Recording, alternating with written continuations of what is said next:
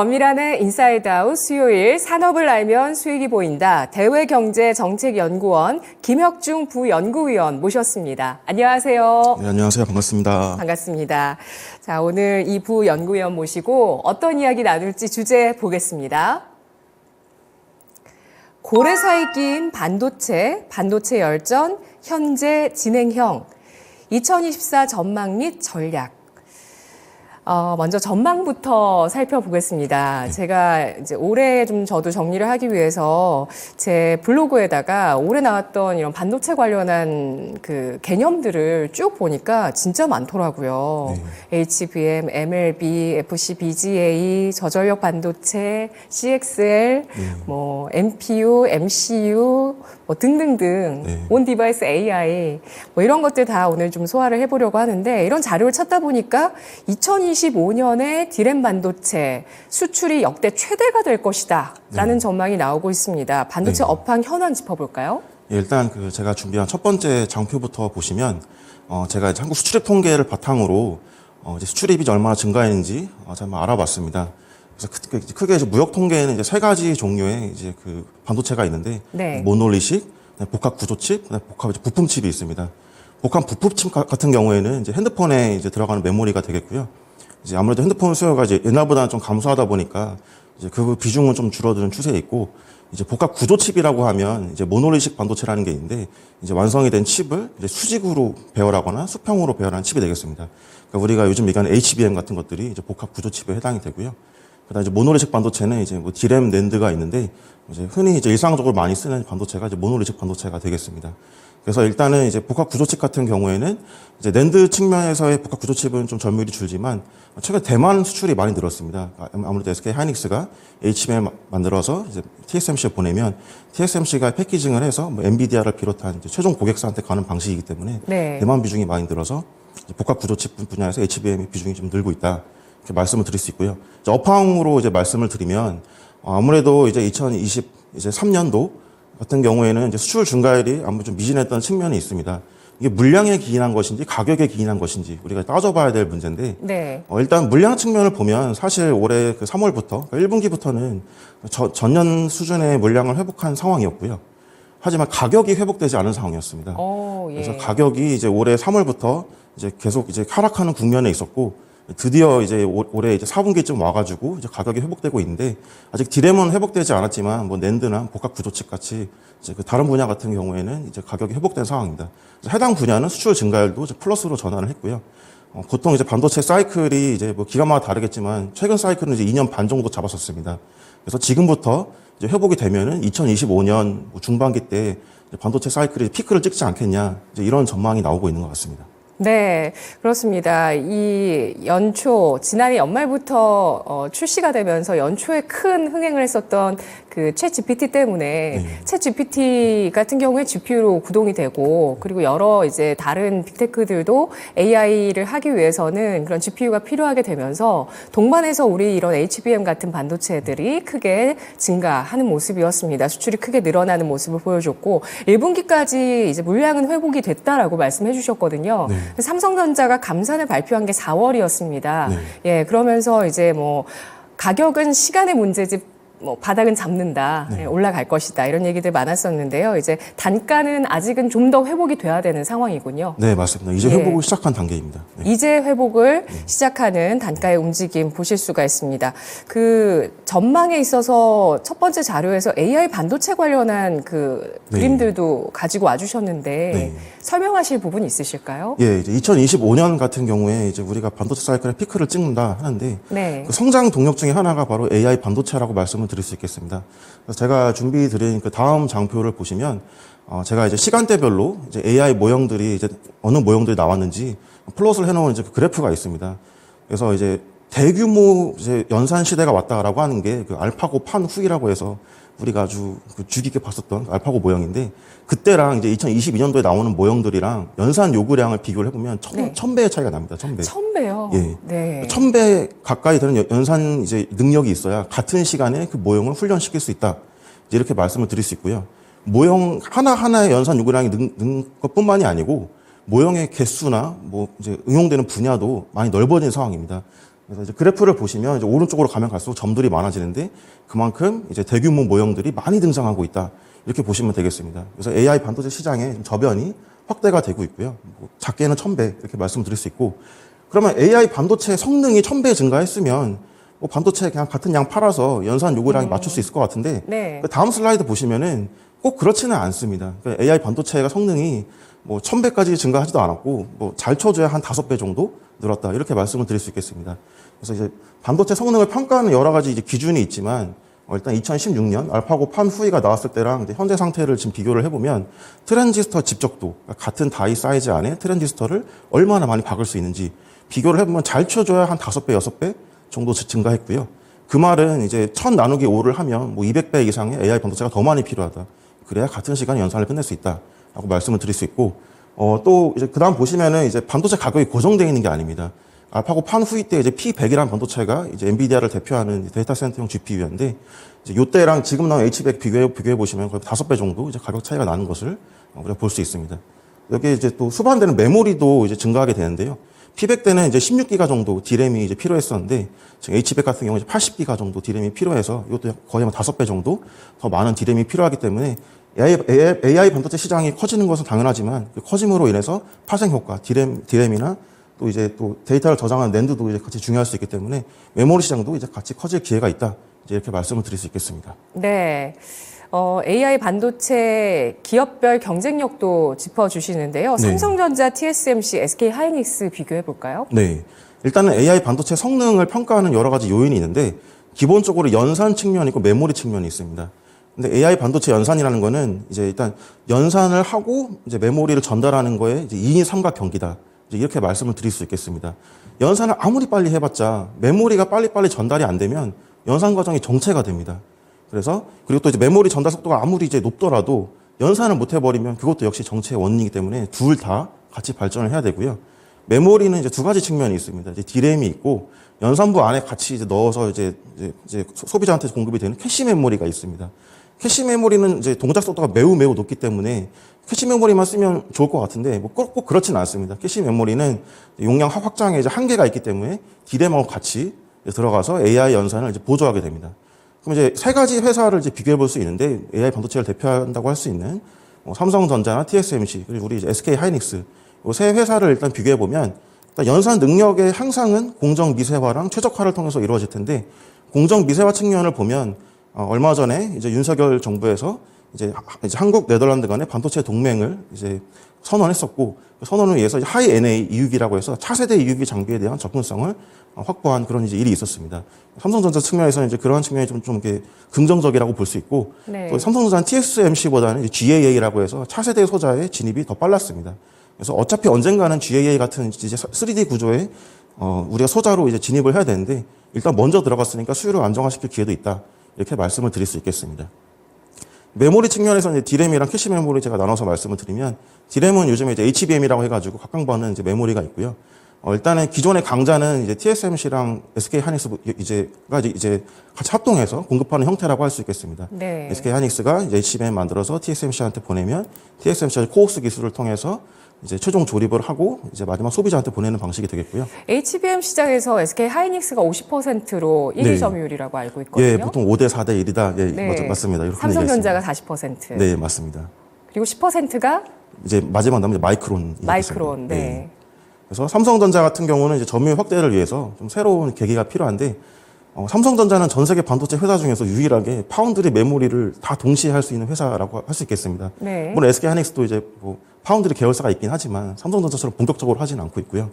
삼성전자는 이제 이 파운드리와 메모리 강점을 동시에 다 활용을 해가지고 일단 최종 소비자한테 로직 반도체를 만들면서 HBM도 같이 얹고 삼성전자도 삼성전자만의 패키징 기술이 있기 때문에 패키징 기술까지 얻는데 또 같은 그룹 계열사 안에 삼성전기가 있습니다. PCB 업체까지 다 이제 갖춰진 상황이기 때문에 턴키로 한 번에 소비자한테 공급을 할 수 있는 상황입니다.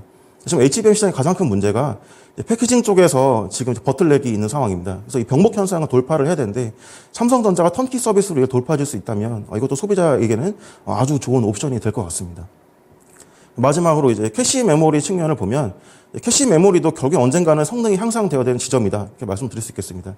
D램이랑 단순히 연산 능력만 높다고 해서 AI 반도체의 성능이 이제 올라가는 건 아니고요. 캐시 메모리 성능도 이제 필요한데 최근에 문제가 보통은 캐시 메모리를 한 다이 안에서 수평으로 배열합니다. 로직 반도체가 있고 옆에다 캐시 메모리를 이제 배치를 하는 같은 층에다가 입주를 시키는 방식인데 이렇게 하다 보니까 반도체 성능은 늘어나야 되는데 캐시 메모리가 공간을 차지하니까 그걸 어디로 보낼까 생각을 하게 됩니다. 그러니까 그럼 위로 싸면 어떨까? 이런 아이디어가 나오게 돼서 이제 수직으로 적층을 하게 되고요. 이제 로직 반도체랑 메모리 다른 기종의 반도체를 접착한다고 해서 뭐 2기종 접합 기술, 뭐 2종 집적 기술 이런 것들이 각광을 받고 있습니다. 그래서 삼성전자도 이제 엑스큐브라고 해가지고 이제 로직 반도체랑 그 위에 메모리를 접합시키는 기술이 이제 있고요. TSMC 같은 경우도 뭐 비슷하게 뭐 인포, 뭐 인티그레이티드 뭐 팬아웃이라든지 뭐 그다음에 SYC 같은 분야들이 이제 있어가지고 이제 그런 기술을 통해서 이제 이종 집적 기술에 본격적으로 뛰어들고 있는 상황입니다. 네, 그렇군요. 이렇게 이 전체적인 반도체 시장 전망과 AI 반도체 2025년에 역대 최대 디램 수출에 대한 기대감에 있어서 빼놓을 수 없는 AI 반도체 호황, 워낙 주문이 많다 보니까 공급에 차질이 생길 정도고요. 이런 것을 돌파하는 그것을 턴키 서비스로 삼성전자가 돌파해주는 그런 어떤 그 회사가 될 수 있다면 또 많은 그 주문을 받을 수 있을 것이라고 전망을 해주셨는데요. 미중 반도체 분쟁이 이어지고 있습니다. 뭐 반도체뿐 아니죠. 전기차, 뭐 광물 계속 이렇게 갈등을 하고 있는데 반도체 분야를 보시면 여기도 좀 치열하죠. 그럴 수밖에 없는 게 앞으로는 이제 반도체가 그 국가의 경쟁력을 결정할 수밖에 없기 때문이 아닐까 싶은데 반도체 수출 통제 상황과 국내 영향 알아볼까요? 예. 제가 이제 AI 반도체에 대한 장밋빛 전망을 한참 하다가 이제 어두운 측면을 말씀드려야 돼서 가슴이 아픈데 일단 현재 상황은 미국이 이제 중국에 대해서 전방위적으로 수출 통제를 시행을 했고요. 카테고리로 보면 한 6, 7개 정도 카테고리가 있는데 뭐 다 말씀드릴 수는 없으니까 2개만 말씀드리겠습니다. 첫 번째가 AI 반도체, 두 번째가 이제 반도체 제조 시설이 되겠습니다. 그래서 이제 AI 반도체 측면을 먼저 말씀을 드리면 이제 작년 10월에 이제 미국이 중국에 대해서 이제 엔비디아 A100, H100, 뭐 AMD의 뭐 MI250 수준의 반도체만 통제를 했다가 얼마 전에 2023년 10월에 이제 거의 뭐 데이터 센터에 사용하는 거의 모든 GPU를 다 통제를 했습니다. 그래서 제가 그 준비한 그 다음 장표 보시면 제가 표로 정리한 게 있는데 뭐 이제 어떤 카테고리에 어떤 AI 반도체가 포함이 될지 제가 이제 정리를 했었습니다. 그래서 뭐 정리하는 의미가 없는 게 사실 거의 모든 반도체가 포함이 된다. 이렇게 보시면 되고요. 표로 정리를 하셨는데 표 자체가 어렵습니다. 네네. 표가 좀 보기 어려운데 일단은 그냥 많은 반도체가 포함이 된다. 그냥 거의 다 모든 반도체다. 네, 이 정도로 이해하시면 될 것 같습니다. 예. 그리고 이제 또 그 다음에 그럼 이제 국내에 어떤 영향이 이제 있을까? 아마 뭐 시청자들께서 제가 말씀드린 것을 이미 파악하셨을 텐데 AI 반도체 핵심 부품이 HBM이고 우리나라가 HBM을 공급을 합니다. 이제 그러다 보면은 이제 아무래도 이제 AI 산업 전체 성장을 수출 통제가 완전히 이제 드래그할 수는 없겠지만 그래도 어느 정도 영향을 받을 수 있을 것 같습니다. 예를 들어서 시장이 뭐 100배 성장을 했었어야 되는데 70배밖에 성장 못하게 한다던가 하는 그런 효과가 이제 있을 수는 있겠습니다. 그래서 단기적으로는 큰 영향이 없습니다. 왜냐하면 기존에 계약된 물량이 있기 때문에 이거는 소화가 돼야 되는 거고 못 팔면 엔비디아 책임입니다. 근데 이제 다음 엔비디아가 출시한 GPU부터는 이제 이러한 수요 감소를 이제 예상을 하고 이제 제품 출시를 할 것이고 엔비디아도 4분기 수출 통제로 인한 악영향을 이미 우려한 바가 있습니다. 네. 이러한 사항들을 고려하면 삼성전자나 SK하이닉스 같은 이제 메모리 이제 공급사로부터는 좀 부정적 영향이 좀 있지 않을까 생각을 하고 있고요. 또 파운드리 측면은 큰 영향이 없을 것 같긴 하지만 이제 삼성전자에서 이제 그 GA102 칩이라고 해가지고 엔비디아의 이제 A40 이제 반도체를 이제 파운드리 서비스를 제공하고 있습니다. 그래서 이제 해당 반도체도 제가 판단하기로는 수출 통제 대상이 되고요. 이제 이런 일부 반도체가 포함이 되고 앞으로 또 삼성전자가 이제 서브 뭐 4나노, 3나노 이하로 갈 때 엔비디아로 이제 수주를 많이 받을 기회가 있을 텐데 그럴 때도 엔비디아가 이 수출 통제를 감안을 해서 좀 수주 물량을 좀 적게 한다던가 하는 방식으로 파운드리 산업에도 영향이 좀 있을 것 같습니다. 네. 그러면 AI 반도체 분야는 엔비디아가 받는 타격을 2차적으로 우리 HBM 만드는 반도체 기업들이 받는다 이 정도로 네, 생각하면 맞습니다. 될까요? 네. 그럼 반도체 제조 시설 같은 경우는 우리나라가 많이 나가 있잖아요. 네. 어떤가요? 일단은 중국에 위치한 반도체 제조 시설은 미국 수출 통제 대상이 됩니다. 예. 그래서 2022년 10월에 로직 16, 14나노 이하, 뭐 낸드 128단 이상, 뭐 D램 뭐 18나노 이하 이제 수출 통제를 걸었었고 이제 올해 2023년 10월에 미국이 대규모 전방위적으로 수출 통제 장비 품목을 대폭 확대합니다. 그래서 제가 또 준비했던 표가 이제 있는데 그 표를 보시면 눈이 아프시기 때문에 말로 설명을 드리면 거의 모든 공정의 장비에 대해서 수출 통제를 걸어버립니다. 거의 빠져나갈 구멍이 없게 미국이 촘촘하게 규제를 해놓은 상황이고, 그리고 이제 그 다음에 좀 이제 걱정이 되는 거는 뭐냐면, 최근에 이제 이런 기사가 있었습니다. 동아일보의 박현희 기자님께서 써주신 기사였는데, 제가 장표에도 있지만, 미국이 중국을 때리니까 오히려 한국이 휘청거린다. 뭐 이런 이야기가 있었습니다. 그러니까 이게 되게 좋은 기사인데, 거기에 대한 백데이터를 제가 좀 공급을 해드리면, 이제 그 그래프를 보시면, 이제 이런 내용이 있습니다. 중국의 반도체 생산 지역을 크게 세 개로 나눠볼 수 있습니다. 중국 기업 위주 지역, 예를 들면 YMTC, 뭐 SMIC, CXMT가 포진한 지역이 있고, 또 한국 기업들이 포진한 지역이 또 있습니다. 뭐 산시성, 랴오닝성, 뭐 이런 성들이 있고, 그 외에 이제 레거시 반도체를 생산하는 지역이 있습니다. 수출 통제는 아까 잘 말씀드린 것처럼 뭐 로직 16나노 이하 이런 거기 때문에 28나노 이상의 레가시 반도체는 해당이 되지 않습니다. 그러다 보니까 중국의 생산 역량이 지금 레가시 반도체를 만드는 지역에 집중이 되고 있고, 그 지역은 오히려 수출 통제 후에 반도체 제조 장비 수입이 60% 이상 증가한 상황입니다. 상당히 놀라운 일이고요. 여기서 슬픈 사실은 우리나라 반도체 수출이 같은 지역에서 같은 기간 동안 오히려 30% 이상 감소를 합니다.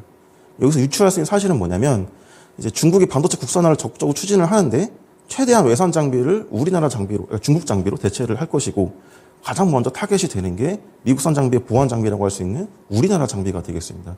그래서 뭐 업황 얘기하신 분들이 있는데 이건 업황과 관계가 없는 얘기입니다. 같은 지역에서 같은 기간 동안 비교를 했을 때 전체 수입은 늘었는데 우리나라 장비 수출만 감소했다. 그러면 반도체 제조 장비 업체들은 확실히 미중 분쟁에 타격이 있네요. 네, 그렇습니다. 네. 네, 그리고 앞으로 또 더 영향이 좀 예상이 되는 게 뭐가 있냐면, 지금까지는 공식적으로 수출 통제 참여한 국가가 세 국가입니다. 미국, 일본, 그다음에 네덜란드, 이 세 국가인데, 제가 이제 3주 전에 미국 BIS, 상무부 BIS에 출장을 가서 거기가 이제 수출 통제를 이제 관장하는 기구라고 보시면 되겠습니다. 거기 가서 이제 다자 수출 통제에 대한 얘기를 좀 물어봤었는데, 이게 뭐냐면은 미국, 일본, 네덜란드 외에 더 많은 국가를 포함시켜서 수출 통제를 하자. 같이 중국을 때리자. 뭐 이런 개념이 되겠습니다.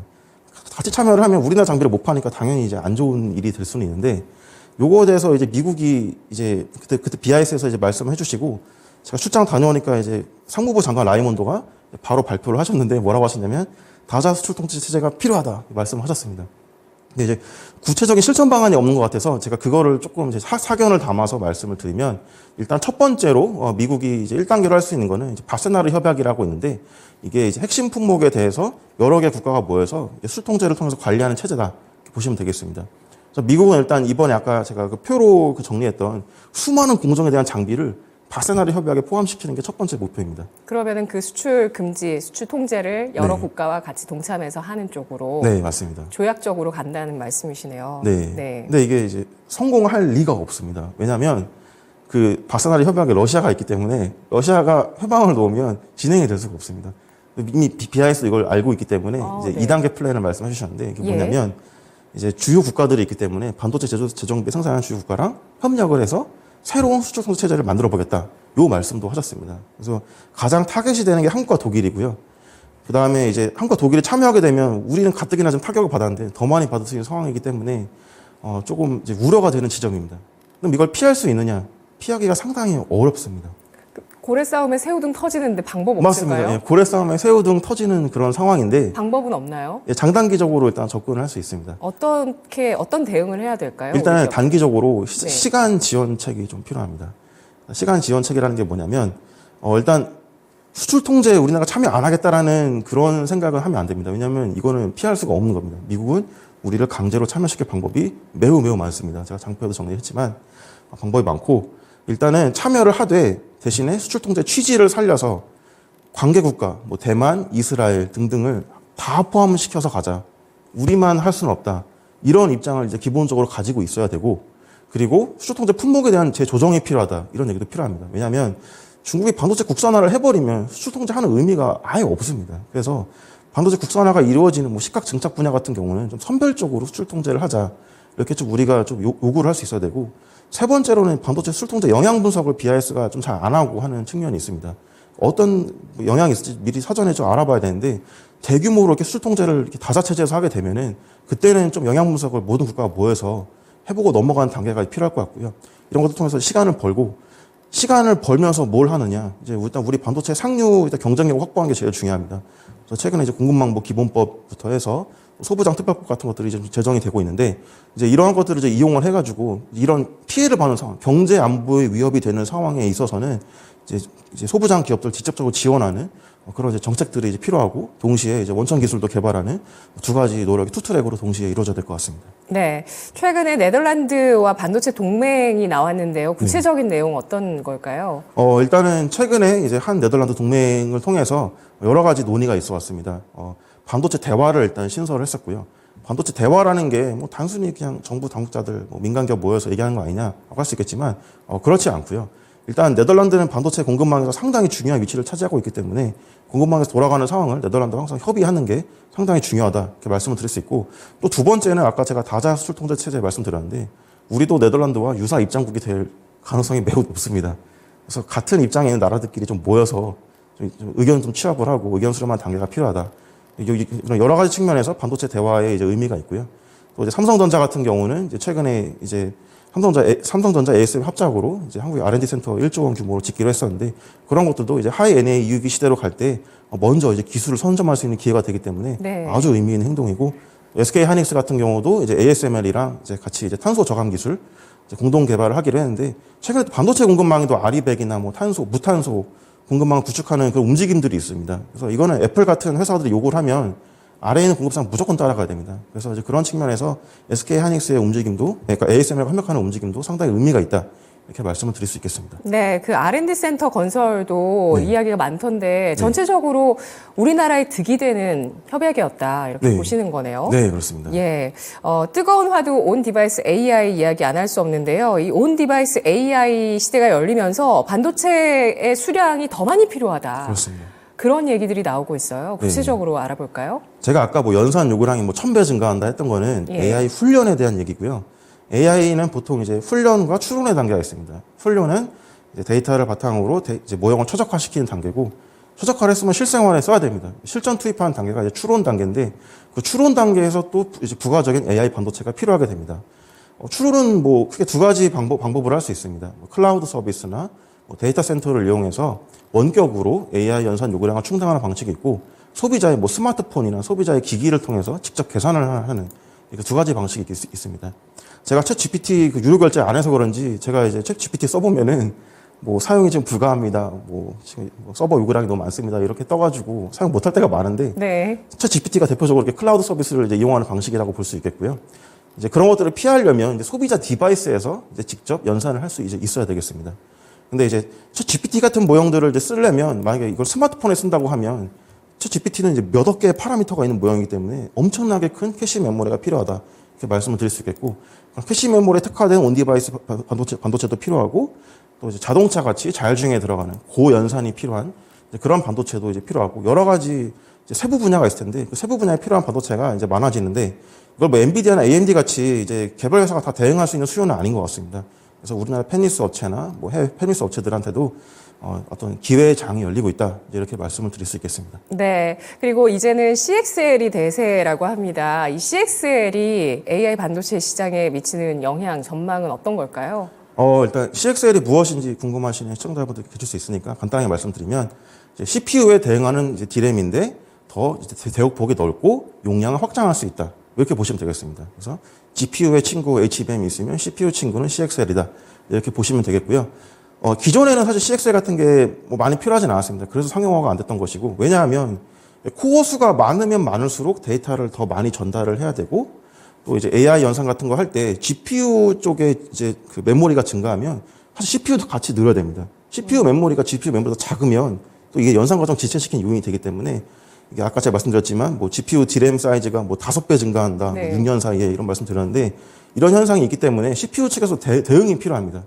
현행 지금 체제에서는 좀 이게 불가능한 상황이기 때문에 새로운 방식이 나온 것이고요. 그게 CXL이다. 보시면 되겠습니다. 그래서 용량을 유연하게 확장을 할 수 있고 동시에 대역폭도 증가시킬 수 있어서 AI 연산을 보조하는 그런 좋은 기능이 있다 이렇게 말씀을 드리겠습니다. 네, AI 반도체, AI 시대 도입에 따라서 낙수 효과가 전방위적으로 나타나네요. 네, 그렇습니다. 예, 그걸 CXL을 통해서도 CPU의 친구 CXL을 통해서도 알 수 있습니다. 마지막으로 간략하게 모건 스탠리가 한국 반도체 소부장 지분을 사들이고 있다는 소식이 나오고 있습니다.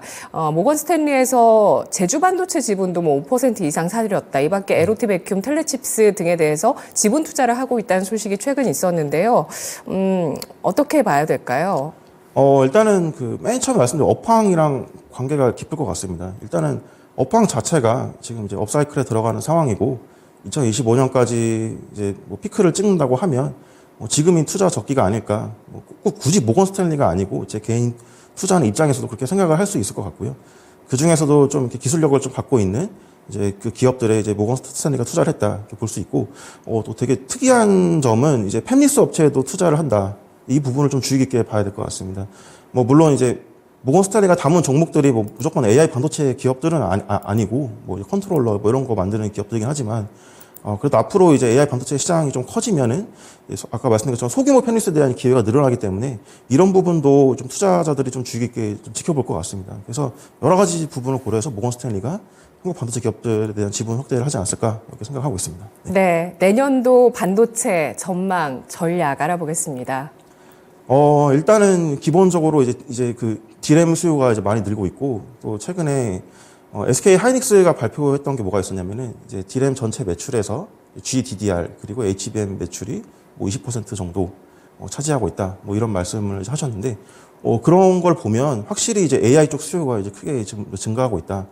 이런 걸 이제 볼 수 있겠고요. 이제 그런 측면은 우리가 계속 주의 깊게 봐야 되는 것 같고 또 동시에 또 이제 대신에 이제 수출 통제도 이제 우리가 생각 안 해볼 수가 없는데 이제 수출 통제가 아마 이제 단기간에 이제 확대될 가능성이 크고 또 이제 또 트럼프가 등장을 하게 되면 사실 바이든보다 더한 사람이기 때문에 어떤 식으로 대응할지 모릅니다. 그래서 이제 이것도 좀 우리가 좀 주의 깊게 지켜봐야 되지 않나 생각할 수 있고 뭐 마지막으로 한 말씀만 더 드리면 이제 금리 인하 사이클이 또 얼마 전부터 시작된다 이런 이야기들이 이제 들려오고 있습니다. 빠르면 뭐 내년 3월, 페드는 내년 6월부터라 생각을 하는 것 같은데 네. 사실상 이제 그 서버에 대한 투자는 이제 이게 그냥 단순히 이제 투자하는 게 아니고 어떤 이제 내구재 성격을 갖기 때문에 시설 투자, 뭐 기반 투자라고 볼 수도 있습니다.